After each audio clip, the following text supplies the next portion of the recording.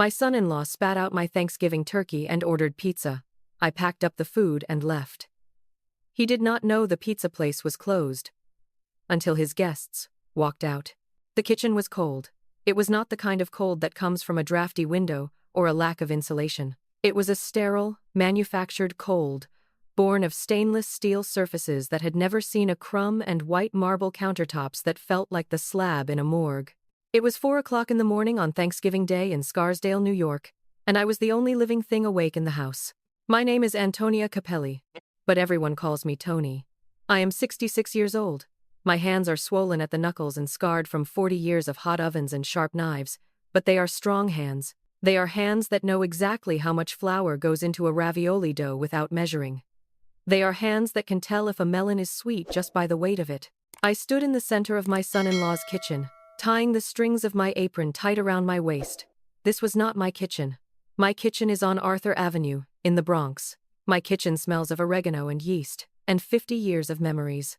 This kitchen smelled of lemon antiseptic and emptiness. I looked at the turkey sitting on the counter.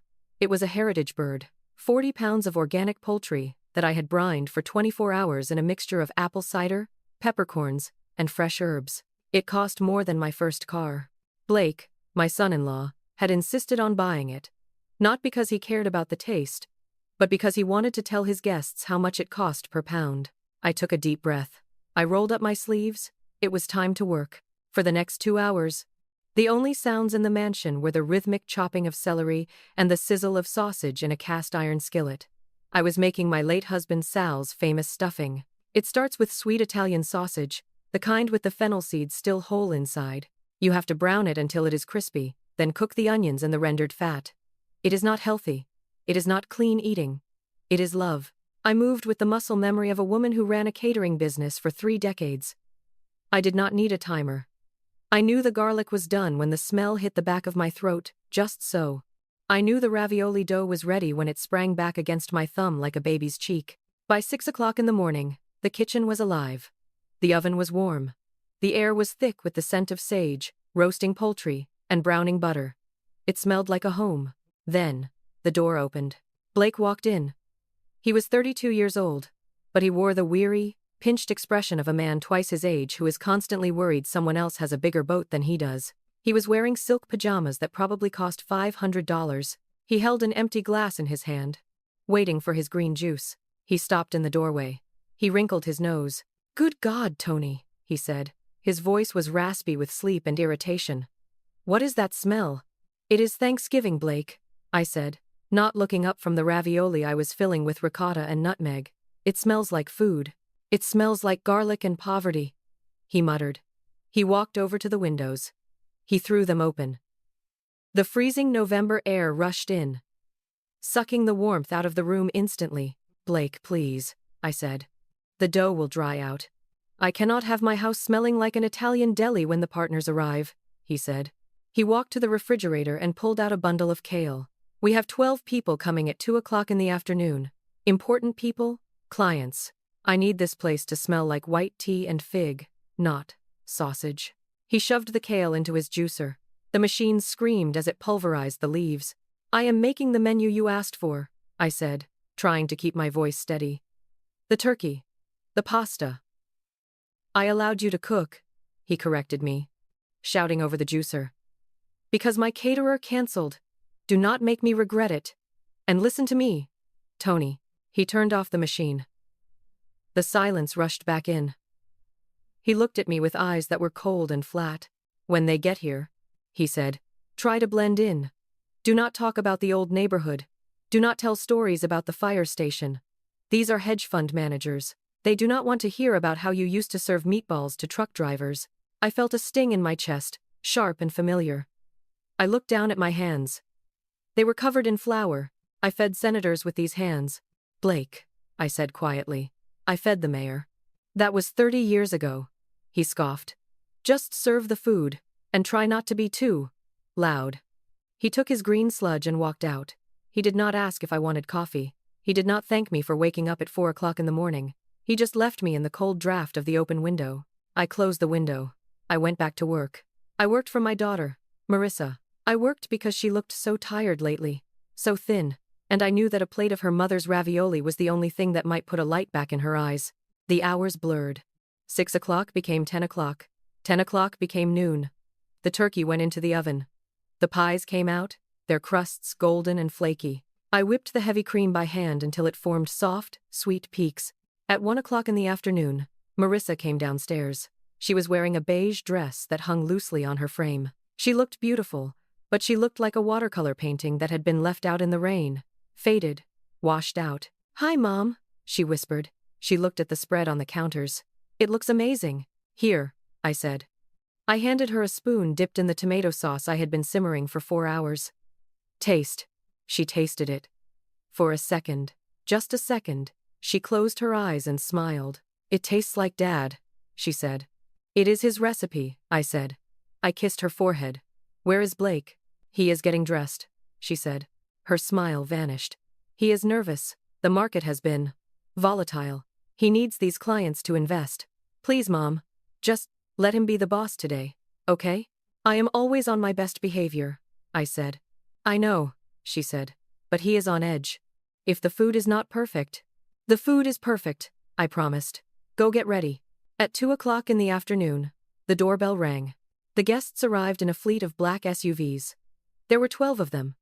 Men in suits that cost more than my house. Women in dresses that looked like they were made of metal and air. They walked into the foyer, handing their coats to Marissa, as if she were the help.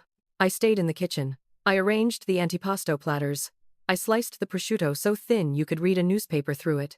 I arranged the figs and the honeycomb. Blake came in. He was wearing a suit. He looked polished. "Is it ready?" he snapped. "It is ready," I said. "Bring out the appetizers. And do not hover." I carried the heavy silver trays into the living room. The guests were standing in tight circles, holding glasses of scotch. They stopped talking when I entered. They looked at the food. They looked at me. "Homemade ravioli to start," I announced, forcing a smile. "And imported prosciutto from Parma. Carbs," one of the women whispered to her husband. She looked at the tray with horror. "I have not eaten a carb since 1999. "It is a holiday," the husband shrugged. He took a piece of cheese. I circulated the room. I offered food. Most of them waved me away. They were not here to eat. They were here to be seen. They were here to measure Blake's worth by the thread count of his napkins. Finally, it was time for dinner. We moved to the dining room. The table was set with crystal and silver. It looked cold. There were no flowers, only geometric sculptures made of wire. I brought out the turkey. It was magnificent. The skin was the color of mahogany, glistening with butter and herbs. I placed it in the center of the table. "Wow," one of the clients said. "That is a big bird." "Heritage breed," Blake said quickly, taking credit. "Sourced from a farm in Vermont." I went back to the kitchen. I brought out the bowls of stuffing, the mashed potatoes whipped with heavy cream, the roasted Brussels sprouts with pancetta, and the platter of ravioli. I sat down at the end of the table, next to Marissa. Blake sat at the head. "Shall we?" Blake asked. He picked up the carving knife. He sliced the turkey. The meat was juicy. Steam rose from the platter. He served the guests. He served himself. I watched him. I held my breath. I knew the turkey was perfect. I had basted it every 30 minutes. I had checked the internal temperature with a digital thermometer. Blake picked up his fork. He pierced a piece of turkey. He put it in his mouth. The room went silent. Everyone was waiting for the host to react. Blake chewed. Once. Twice. Then, he stopped. He made a noise. A wet, choking sound.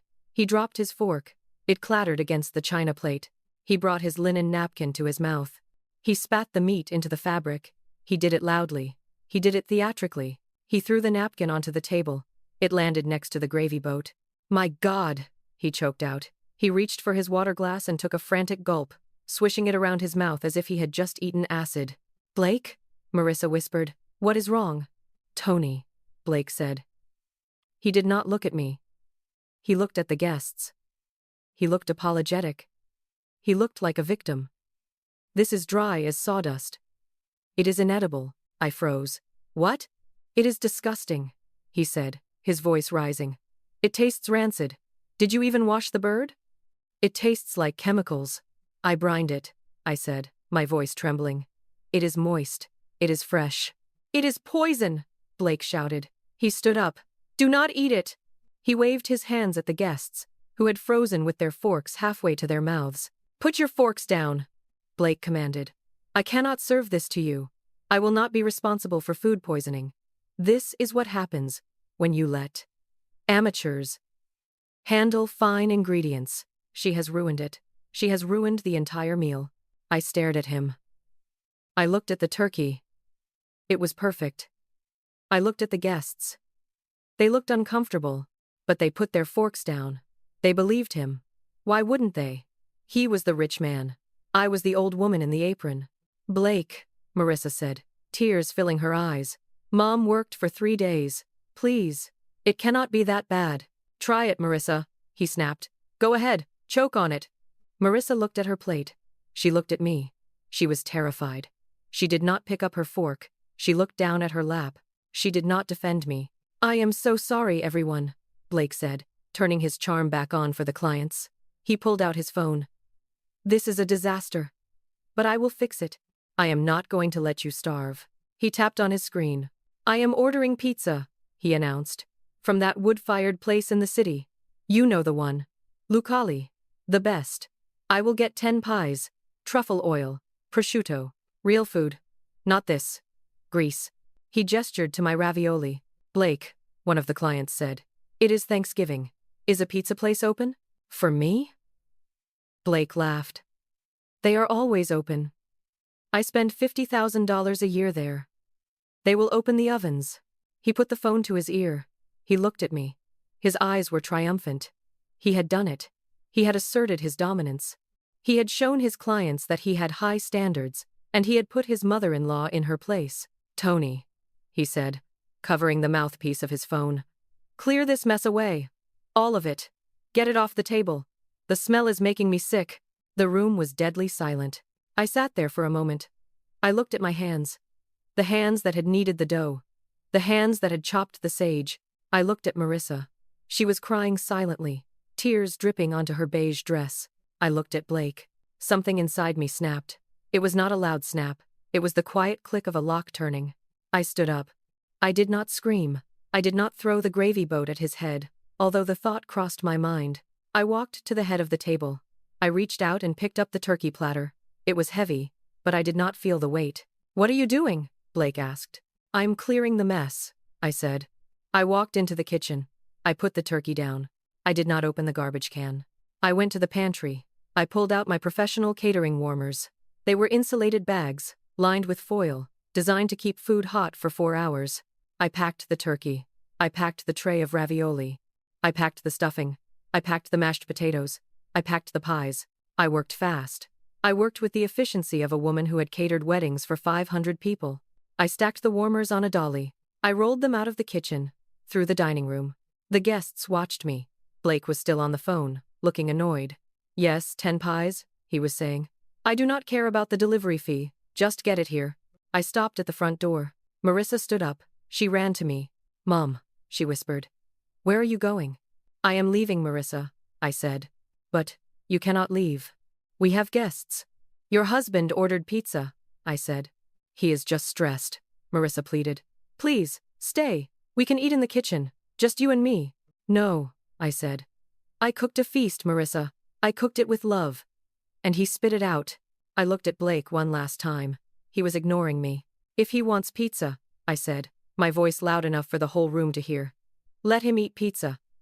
I opened the front door. I am going where the food is respected. I rolled the cart out to my white van parked in the driveway. I loaded the warmers. I slammed the back doors. I got in the driver's seat. I started the engine. I did not look back at the mansion. I did not look back at the daughter who was too afraid to taste her own father's recipe. I drove. I drove away from the manicured lawns of Scarsdale. I drove away from the silence and the cold marble. I drove south. I drove toward the Bronx. Toward the noise. Toward the fire. Toward the only place left in the world that still felt like home. The white catering van rattled as I hit a pothole on the Bronx River Parkway. It was a familiar sound. A clatter of metal racks and ceramic platters shifting in the back. A sound that used to mean money in the bank and a job well done. Today, it sounded like an escape. I gripped the steering wheel at 10 and 2. My hands were still shaking, just a little. Not from fear, but from the adrenaline of finally saying the words I had swallowed for 5 years. "Let him eat pizza," It felt like a prayer. It felt like a curse. The heater in the van blasted hot air against my frozen feet. The cabin smelled of sage and roasted poultry, a rich, savory cloud that filled the small space. It was the smell of my life's work. Blake had called it poverty. He had called it grease. I looked in the rearview mirror. Scarsdale was fading behind me, a blur of manicured hedges and cold, empty mansions. I was driving south. I was driving back to the concrete, back to the noise, back to the place where people did not use words like aesthetic to describe their dinner. I was going to the Bronx. I turned on the radio. I found a station playing oldies. Frank Sinatra was singing My Way. I let out a short, dry laugh. You hear that, Sal? I whispered to the empty passenger seat. I did it, I finally told him. Sal. My husband. He had been gone for 5 years, but in that van, on that highway, he felt close enough to touch. Sal was a firefighter. He spent 30 years at Station 88 on Arthur Avenue. He was a big man with a loud laugh and a stomach that loved my cooking. He never asked if the stuffing was clean eating. He asked for seconds. I remembered the Thanksgivings when Sal was on shift. I used to pack up the leftovers, trays of lasagna, foil-wrapped turkey legs, Tupperware containers of gravy, and drive them down to the station. The boys would cheer when I walked in. They would treat me like the Queen of England. Tony's here, they would shout. Hide the instant noodles. I missed that. I missed the appreciation. I missed the feeling of feeding people who were actually hungry, not just bored. I took the exit for Arthur Avenue. The neighborhood had changed over the years, new shops, new faces, but the bones were the same. The brick buildings still leaned in toward the street like old friends sharing a secret. The smell of roasting coffee and baking bread still hung in the air, even on a holiday. I turned the corner onto the block where Station 88 stood. It was a fortress of red brick with 3 massive bay doors painted a bright, cheerful red. A wreath hung on the center door. It looked solid. It looked permanent. I pulled the van up onto the apron, right in front of the bay doors. I put it in park. I turned off the engine. The silence returned. I sat there for a moment, looking at the building. I suddenly felt foolish. What was I doing? It had been 5 years. The crew changed. New guys came in. Old guys retired. Maybe they wouldn't remember me. Maybe they would tell me to leave. Maybe I was just a crazy old woman with a van full of turkey and nowhere to go. I looked at the catering warmers in the back. I looked at the steam fogging up the rear windows. No, I said to myself. Good food is never a mistake. I opened the driver's door and stepped out. The Bronx air was colder than Scarsdale, grittier, smelling of exhaust and winter. But it felt cleaner to me. I walked to the small pedestrian door on the side of the station. I pressed the buzzer. I waited. A minute passed. Then 2. I heard footsteps inside. Heavy boots on concrete. The door swung open. Standing there was a man I did not recognize. He was young, maybe 25, wearing a navy blue t-shirt with FDNY on the chest, and suspenders hanging down his legs. He held a half-eaten sandwich in one hand. Yeah? He asked, looking at me with polite confusion. Can we help you, ma'am? Is there an emergency? My heart sank. He didn't know me. Of course he didn't. No, I said, smoothing my apron. No emergency. I am Antonia Capelli. Sal Capelli's widow. The young man's face went blank. Capelli? Then, a voice boomed from behind him. Move your ass. Proby, you are blocking the heat. A larger, older man stepped into the doorway, pushing the young guy aside. He had gray hair cut short, a thick mustache, and eyes that had seen too many fires. He was wearing a captain's shirt. He looked at me. He squinted against the gray light. Then, his eyes went wide. Toni? He roared. Hello, Mike, I said. Captain Mike O'Malley. He had been Sal's rookie 30 years ago. He had been the one to hand me the folded flag at the funeral. Holy Mother of God, Mike said. He stepped out onto the apron and wrapped me in a bear hug that lifted me off my feet. He smelled of smoke and Old Spice. Toni Capelli, what are you doing here? We haven't seen you since the memorial. I was in the neighborhood, I said, my voice muffled by his shoulder. I thought I would stop by. He set me down. He looked at my apron. He looked at the white van parked on the apron. He sniffed the air. He paused. He sniffed again. Toni, he said, his voice dropping to a reverent whisper. Is that sausage stuffing? I smiled. And turkey. and ravioli, and pumpkin pie. Mike looked at the van. He looked at me. He looked back at the station where the young Proby was still holding his sad sandwich. "Proby!" Mike yelled. "Throw that garbage away! Open the bay doors! We have a situation." "A situation, Cap?" the kid asked, panicked. "Yeah." Mike grinned. "A code delicious. Get the guys. Toni is here."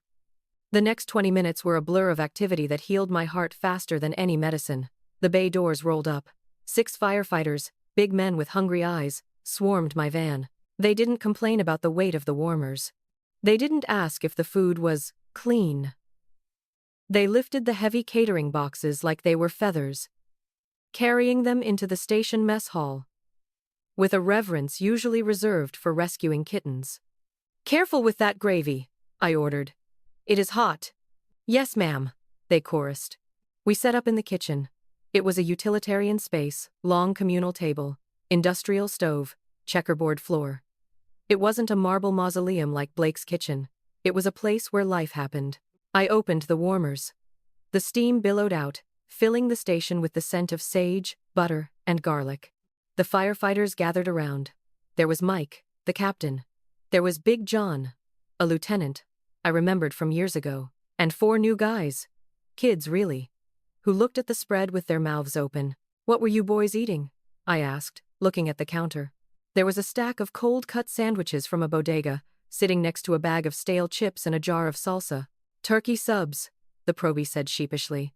The deli was closing early. "On Thanksgiving?" I shook my head. "That is a sin." I handed Mike a plate. "Eat," I said. Mike didn't wait. He piled turkey, stuffing, and mashed potatoes onto the plate. He took a forkful of stuffing. He closed his eyes. He chewed. "Oh, sweet mercy," he groaned. Sal was a lucky, lucky man. It tastes like 1995. "Try the ravioli," I said. "I made them this morning." The men ate. They didn't pick at their food. They didn't talk about calories. They ate with the gusto of men who work hard and know that every meal might be their last good one. They laughed. They clinked glasses of iced tea and soda. "This is amazing, Mrs. C," Big John said, wiping tomato sauce from his chin. "Where did this come from? Did you cater a party?" I sat down at the end of the bench. I took a sip of water.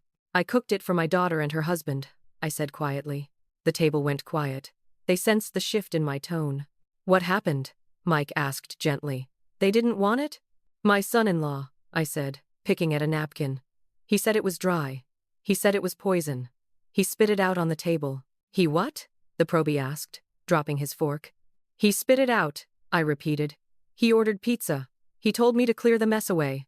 The firefighters looked at each other. Their faces hardened. These were men who ran into burning buildings for strangers.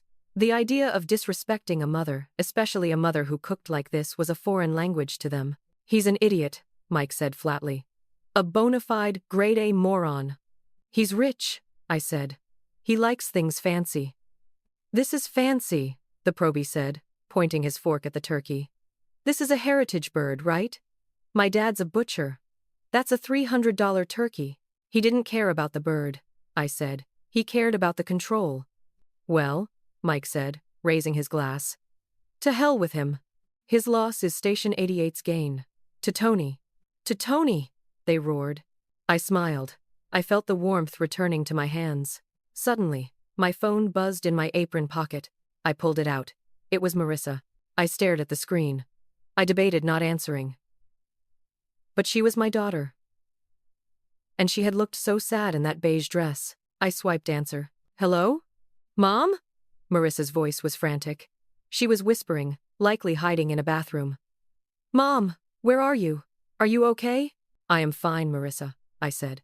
"I am having dinner." "Where? At a diner?" "No," I said. "I am at Dad's old station. With Mike O'Malley and the boys." "The fire station?" She sounded confused. "They like the turkey," I said. "They didn't spit it out." "Mom, please," Marissa's voice cracked. "You have to come back. It's a disaster here." "What kind of disaster?" I asked. "Did the pizza arrive cold?" "The pizza didn't arrive at all," Marissa whispered. I raised an eyebrow. "What?" "Blake called the place," she said. "Lucali." No answer. He tried online ordering. It said they were closed for the holiday. He tried 3 other places. Mom, everything is closed. It's Thanksgiving. No one is delivering to Scarsdale. I felt a small, wicked bubble of satisfaction rise in my chest. So, I said, what are the 12 important clients eating? Nothing, Marissa said. They are drinking scotch on empty stomachs. They are getting drunk, Mom. And they are getting angry. One of the partners asked Blake if this was some kind of fasting retreat. Another one asked where the turkey went. And what did Blake say? He blamed you, Marissa said. He said you had a mental breakdown and stole the dinner. He said you were unstable. Unstable, I repeated. Mom.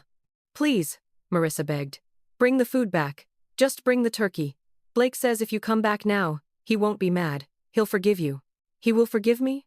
I laughed. It was a loud sound that made Mike look over at me. Marissa, listen to me. I am not coming back. Not now. Not ever. But what are we going to do? She cried. The guests are starving. Tell Blake to cook, I said. He has a stove. He has a pantry. Let him make them green juice. Mom? Marissa, I said, my voice softening. Look at where you are. Look at who you are standing next to. He threw away 3 days of my work to impress strangers, and now he is blaming me for his lack of planning. Is that the man you want to starve with? There was silence on the line. I don't know, she whispered. There is plenty of food here, I said. The boys can't finish it all. There is a seat next to me. It is a wooden bench. Not a velvet chair. But the company is better. I can't just leave, she said. Yes, you can, I said. You have a car. You have legs. You just have to walk out the door. He'll be furious. Let him be furious, I said. Let him be furious and hungry. Come home, Marissa. Come to the Bronx.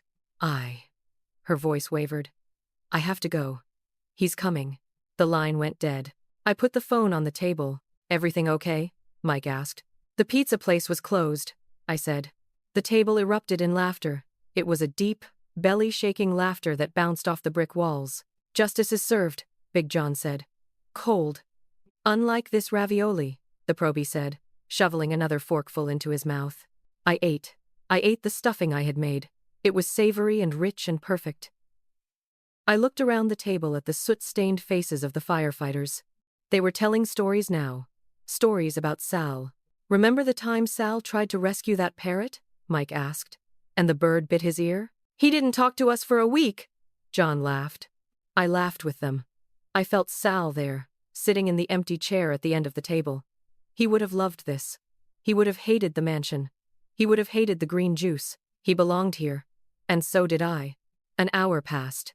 We moved on to the pumpkin pie.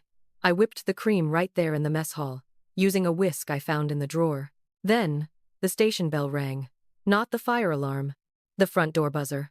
The room went quiet. Expecting anyone, Cap? John asked. No, Mike said. He wiped his mouth. Probably a neighbor complaining about the noise. He stood up. He walked to the door. I watched him. I had a feeling. A tug in my gut. Mike opened the door. Standing there, in the harsh light of the entryway, was a woman.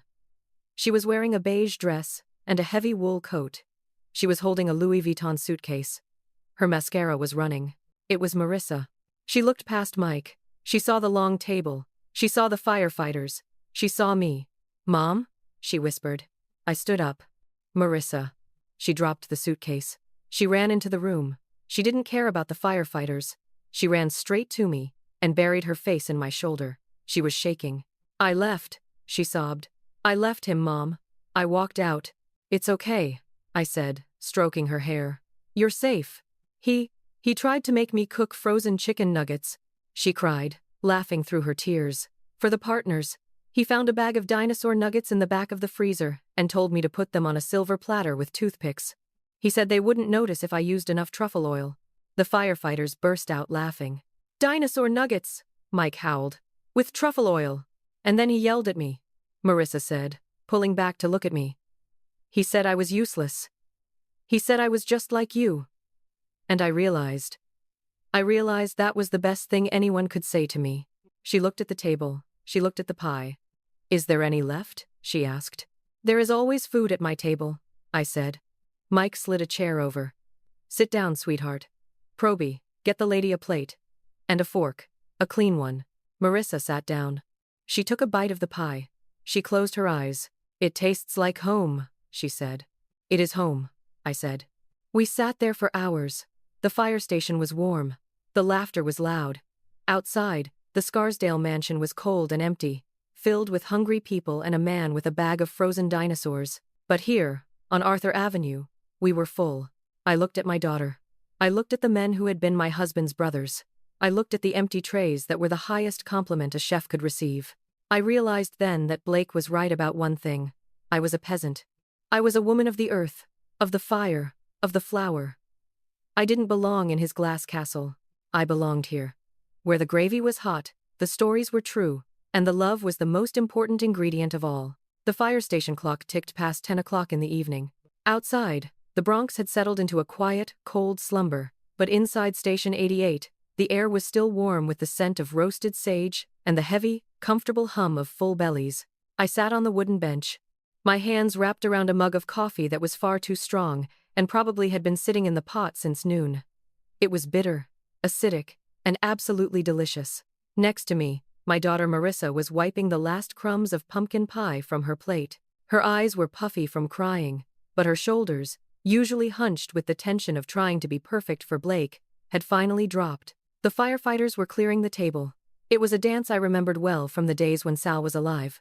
They moved with the same efficiency they used to put out fires, plates stacked, silverware gathered, leftovers wrapped in foil with military precision. "So," Captain Mike O'Malley said, leaning back in his chair and picking his teeth with a toothpick. "Let me get this straight." He served the partners. "Dinosaur nuggets?" Marissa let out a laugh that sounded half like a sob. "He did not just serve them, Mike. He plated them. He arranged them in a circle on the fine china with a ramekin of ketchup in the center. He told them it was retro chic. And the truffle oil?" the probie asked, his eyes wide. "Drizzled right on top of the breading," Marissa said. "The smell. It was unholy. It smelled like a locker room covered in expensive perfume." The table erupted in laughter again. It was a deep, healing sound that bounced off the brick walls and the polished chrome of the fire trucks parked just a few feet away. "What did the clients do?" I asked. Marissa took a sip of water. She looked at me, and I saw a flash of the strong woman she used to be before she moved to Scarsdale. "They stared at him," she said. "For a full minute, nobody moved. Then, Mr. Henderson, he is the senior partner. The one Blake is terrified of. He picked up a nugget with his fingers. He looked at it. He looked at Blake. And he said, 'Son, I have a 5-year-old at home. I do not come to a Thanksgiving gala to eat what he throws on the floor.'" "Ouch," Big John winced. "It got worse," Marissa continued. "Blake tried to pivot. He said it was an ironic commentary on consumerism. He tried to make it into art. But then his stomach growled, loudly, and then Mrs. Henderson stood up. She put on her fur coat. She looked at me and said, 'My dear, your husband is a fool. And I am going to the diner.' And then she walked out." "They all walked out?" I asked. "Every single one of them," Marissa said. 12 people. 12 hungry, angry millionaires marching out the front door into the snow. They left their wine. They left their gifts. They just left. I nodded slowly. I could see it in my mind. The empty dining room. The cold, geometric wire sculptures. The dinosaur nuggets sweating under the chandelier. It was a tragedy of manners, and Blake had written the script himself. "And Blake?" I asked. "He sat there," Marissa said quietly. "He sat at the head of the table and ate a nugget. He looked at me and said, 'Why did you not stop them?' He blamed me, Mom. He blamed me for the pizza place being closed. He blamed me for the traffic. He blamed me for the nuggets being frozen in the middle." She looked down at her hands. She was not wearing her wedding ring. I had not noticed until now. There was a pale band of skin on her finger where the diamond used to be. "That is when I went upstairs," she said. "I packed my bag. I called an Uber to take me to the train station, but then I remembered you were here. I grabbed the keys to the SUV. He tried to stop me in the driveway. He told me I was being dramatic. He told me to come back inside and clean up the plates." "And what did you say?" I asked. Marissa looked at me. Her eyes were clear. "I told him that I am not a maid," she said. "And I told him that I prefer Italian food." I reached out and covered her hand with mine. Her skin was cold, but it was warming up. "You did good, baby," I said. "You did good." Suddenly, the phone in Marissa's purse began to buzz. It vibrated against the metal table, a harsh, intrusive sound. We all looked at it. The screen lit up. "Blake." Marissa stared at it. She looked terrified. The conditioning runs deep. When the master calls, the servant jumps. "Do not answer it," Mike said gently. I have to," Marissa whispered. "He will just keep calling." "Let me answer it," I said. Marissa hesitated. Then, she slid the phone across the table to me. I picked it up. I pressed the green button. I put it on speakerphone and set it in the center of the table, next to the remains of the pumpkin pie. "Marissa!" Blake's voice shrieked from the tiny speaker. It was high-pitched, frantic, and echoing. "Where are you? You took the car. How am I supposed to get to the city? The trains are running on a holiday schedule." "Hello, Blake," I said. My voice was calm. It was the voice I used when a supplier tried to sell me bruised tomatoes. There was a pause on the line. "Toni? Why do you have Marissa's phone?" "Put her on." "Marissa is eating," I said. "She is having pumpkin pie. Homemade. With real whipped cream." "I do not care about the pie," Blake yelled. "Put her on. We have a crisis. The partners are gone. They are going to pull their accounts. I need her to call Mrs. Henderson and apologize. I need her to tell them it was a prank." "It was not a prank, Blake," I said. "It was dinner. It was a disaster," he screamed. "And it is your fault. If you had just cooked the food like a normal person instead of making a scene, none of this would have happened. You ruined my career. You ruined my reputation." "I cooked the food, Blake," I said. "I cooked for 3 days. You are the one who spit it into a napkin." "It was dry," he lied. "It was garbage." "Funny," I said, looking around the table at the empty platters. The boys at Station 88 seemed to disagree. "There is not a scrap left." You took the food to a fire station?" Blake asked, his voice dripping with disgust. "Of course you did. You went running back to the gutter." The firefighters around the table stiffened. Mike's jaw clenched. Big John cracked his knuckles. "Watch your mouth, son," Mike growled, leaning toward the phone. "Who is that?" Blake demanded. "Who is there?" "These are my friends, Blake," I said. "These are the men who worked with Sal, the men who know what respect looks like, and unlike your clients, they know how to appreciate a meal." "I do not have time for this," Blake snapped. "Where is the food? Is there anything left?" "I am starving. I have not eaten all day." I looked at the table. There was 1 slice of pie left. There was a little bit of cranberry sauce in a bowl. "There is nothing left, Blake," I said. "You are lying," he said. "Bring it back. Bring the van back." "I will. I will pay you. I will give you $500. Just bring me a plate of turkey. And tell Marissa to come home. She needs to clean the kitchen." I looked at Marissa. She was shaking her head. She mouthed the word, "No. Marissa is not coming home," I said. "And neither is the turkey." "She has to come home," Blake yelled. "She is my wife. She lives here." "Not anymore," I said. "She is a Capelli, Blake, and Capellis do not eat nuggets. I am going to cancel her credit cards," he threatened. "I am going to lock her out." "Do it," I said. "She has a job. She has a degree. She has a mother. She does not need your credit cards." "I am hungry," he wailed. It was the sound of a child who has finally realized that the tantrum is not working. "Then order a pizza," I said. "I hear Lucali is excellent. Maybe they are open now." "They are closed," he screamed. "Everything is closed. I have nothing." "You have your pride, Blake," I said. "Although, I suspect that does not taste very good without gravy." I reached for the phone. "Goodbye, Blake." "Wait, Toni, don't hang." I pressed the red button. The silence that followed was sweet. I looked around the table. The firefighters were grinning. Mike was beaming. "That," Mike said, "was better than the fireworks on the 4th of July. "He is going to be so angry," Marissa whispered, anxiety creeping back into her voice. "Let him be angry," I said. "Anger burns out. Hunger lasts longer." We stayed at the station for another hour. We helped the men wash the dishes. I showed the probie how to properly wrap the leftovers, what little there were, so they wouldn't dry out. Marissa swept the floor. She seemed to find comfort in the work, in the simple, honest labor of cleaning a space that had been filled with joy. At midnight, the shift change bell rang. The B shift was coming in. "We should go," I said. "These boys need to sleep." You are welcome here anytime, Toni, Mike said, hugging me again. And you too, Marissa. You are family. Station 88 never forgets its own. Thank you, Mike, I said, for everything. We walked out to the apron. The snow had started to fall lightly, dusting the white van and Marissa's SUV. What do we do now? Marissa asked, shivering in the cold air. I cannot go back to Scarsdale. You are coming with me, I said. To Arthur Avenue. Your room is exactly how you left it. The sheets are clean. It is small, she said, compared to the mansion. It is warm, I said. And the fridge is full? She smiled. That sounds perfect. But first, I said, opening the back of the van. We have one more stop. We do? I saved a tray, I said, pointing to a small, foil-covered container tucked in the corner of the warmer. Lasagna. For who? For Mrs. Moretti down the street, I said. She is 90. She cannot cook anymore. I always bring her a plate on Thanksgiving. Blake told me I didn't have time to make deliveries today. But I think we have time now. Marissa laughed. She walked over and hugged me.